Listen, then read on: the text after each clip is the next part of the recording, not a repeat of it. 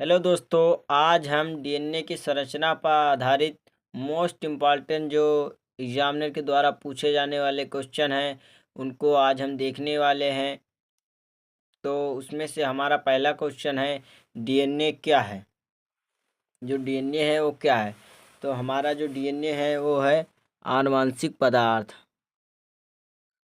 आनुवांशिक पदार्थ है डीएनए।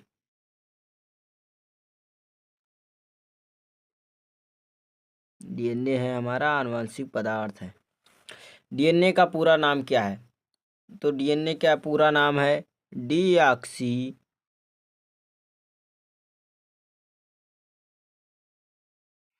राइबोज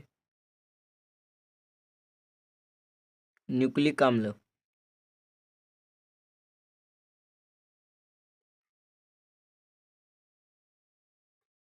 हमारा डीएनए का पूरा नाम है डीऑक्सी राइबो न्यूक्लिक अम्ल या एसिड।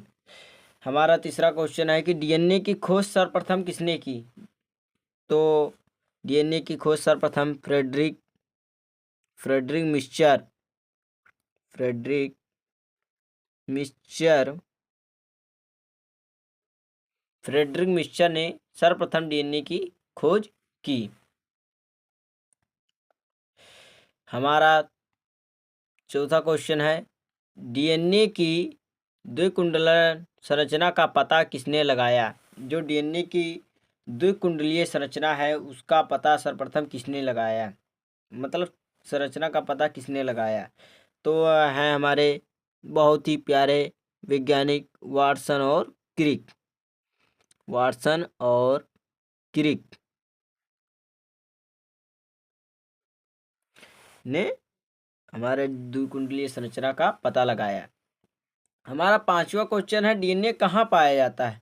जो डीएनए है वो पाया कहाँ जाता है? तो डीएनए पाया जाता है केंद्रक में। डीएनए पाया जाता है केंद्रक में।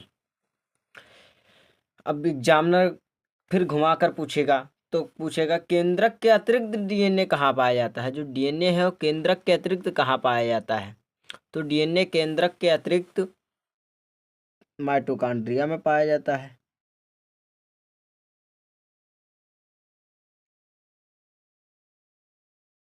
माइटोकॉन्ड्रिया में पाया जाता है।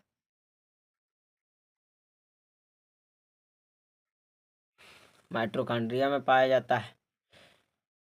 और डीएनए में कौन सी शर्करा पाई जाती है? हमारा सातवां क्वेश्चन, जैसे कि एग्जामिनर पूछ सकता है ना घुमा के कि डीएनए में कौन सी शर्करा पाई जाती है? तो डीएनए में शर्करा पाई जाती है डीऑक्सी डीऑक्सी राइबोज शर्करा।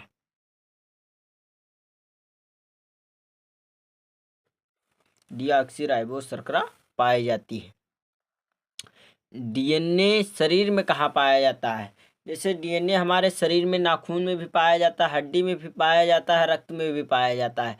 लेकिन ये एक बहुत ही सरल सरल उपाय है, जैसे कि हमारे जो वीर्य है उसमें डीएनए पाया जाता है। जो शुक्राणु है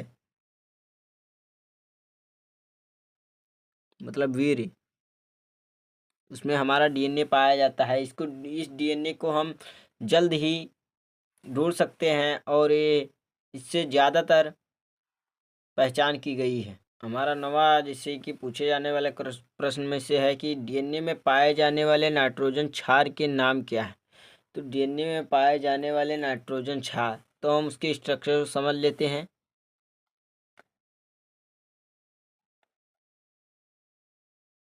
तो उसका स्ट्रक्चर कुछ इस प्रकार बनता है, जिसमें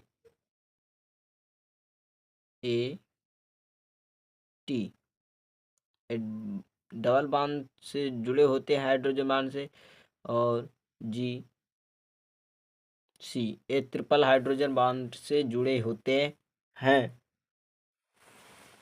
और इसी प्रकार से जुड़े होते हैं टी ए, और ऐसे ही होंगे जी सी सी जी। टी ए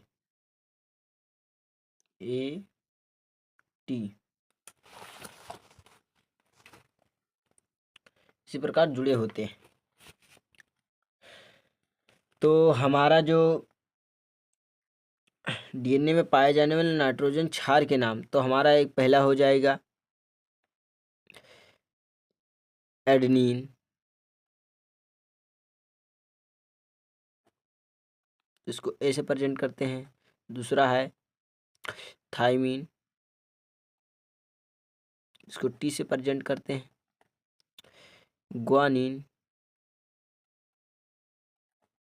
से जी से, और सी साइटोसिन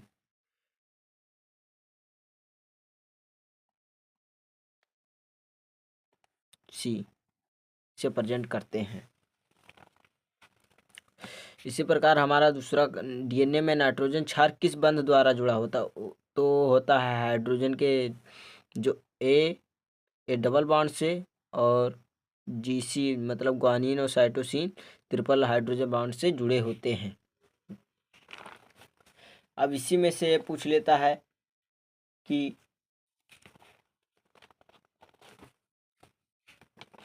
जो कुंडल की लंबाई है, मतलब जो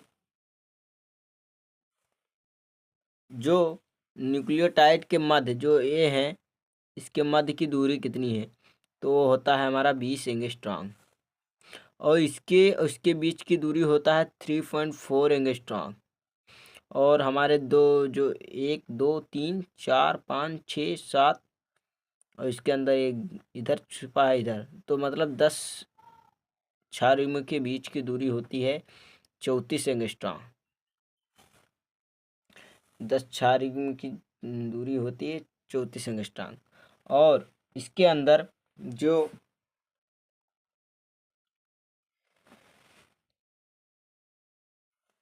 डीएनए के प्रत्येक कुंडल, जैसे इसके आगे के हम क्वेश्चन को देख लेते हैं जल्दी से, कि डीएनए के प्रत्येक कुंडल की लंबाई व श्रृंखलाओं के बीच की दूरी कितनी होती है। जो डीएनए के प्रत्येक कुंडल हैं, तो उसकी लंबाई व श्रृंखलाओं के बीच की दूरी कितनी होती है, तो वो होती है हमारी,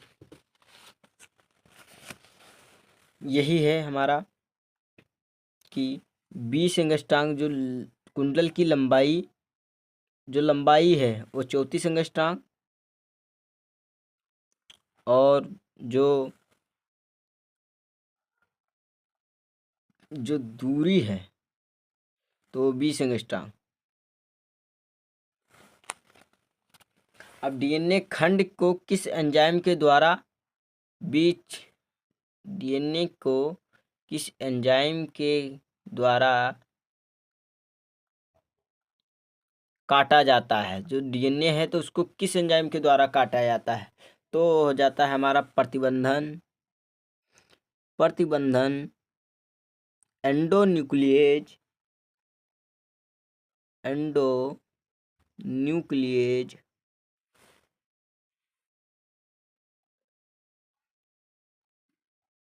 एंजाइम। जो डीएनए को काटा जाता है वो है हमारा एंडोन्यूक्लिएज एंजाइम। और जो काटा जाता है डीएनए खंड को किस एंजाइम के द्वारा काटा है, इस जो प्रतिबंधक एंडोन्यूक्लियर एंजाइम है, वो हमारा उसको भी आणविक कैंची भी कहते हैं। आणविक कैंची